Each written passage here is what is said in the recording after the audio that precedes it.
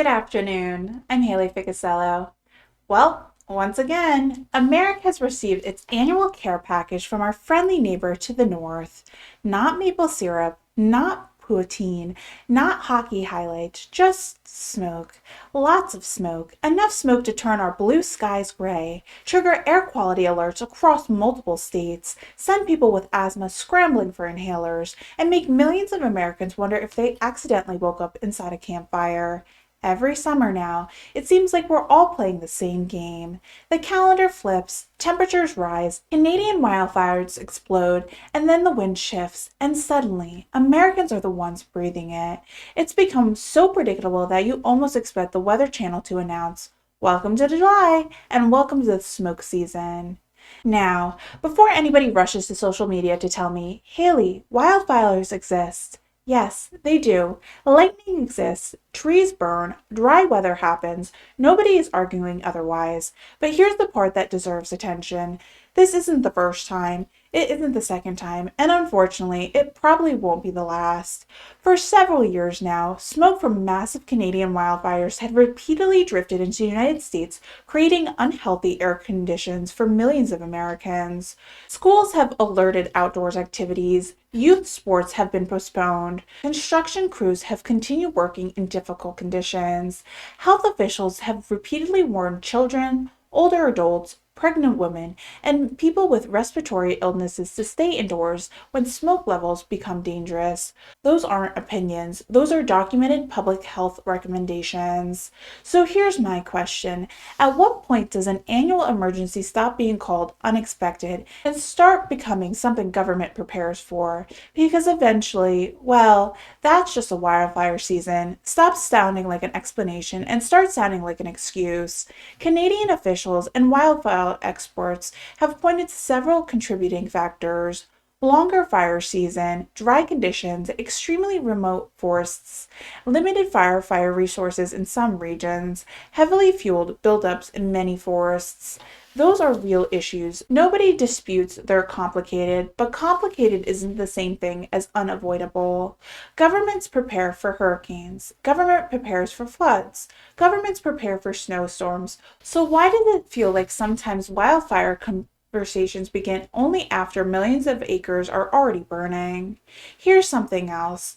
Americans don't vote in Canadian elections. We don't decide Canadian forestry budgets. We don't determine wildfire staffing levels. We don't approve emergency management plans, but somehow we still end up with breathing the consequences. That's a pretty interesting international relationship. Imagine if this happened the other way around. Suppose smoke from the United States drifted to Toronto, Montreal, and Vancouver year after year.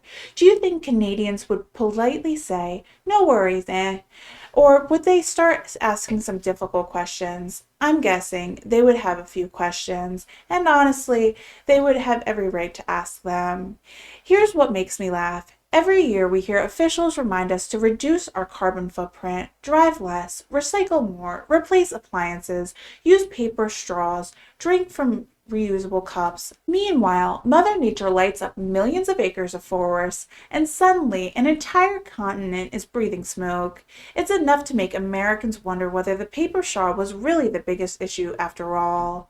Now let's keep something crystal clear. This isn't about blaming Canadian firefighters. Those men and women put their lives on the line every single day. Many work extraordinary hours under incredible, dangerous conditions. They deserve respect, not criticism.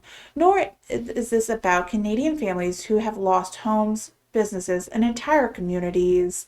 Wildfires are devastating, they're tragedies, but respecting firefighters and victims doesn't mean government shouldn't face legitimate questions about preparedness, prevention, forest management, equipment, staffing, and long-term planning.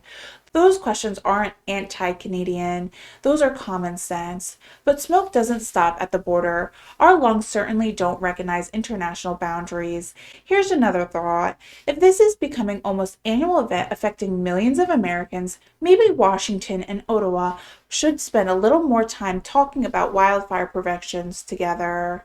Joint planning, technology sharing, forest management, emergency conditions, because once the smoke reaches New York or Pennsylvania or New Jersey or Michigan, it already is too late.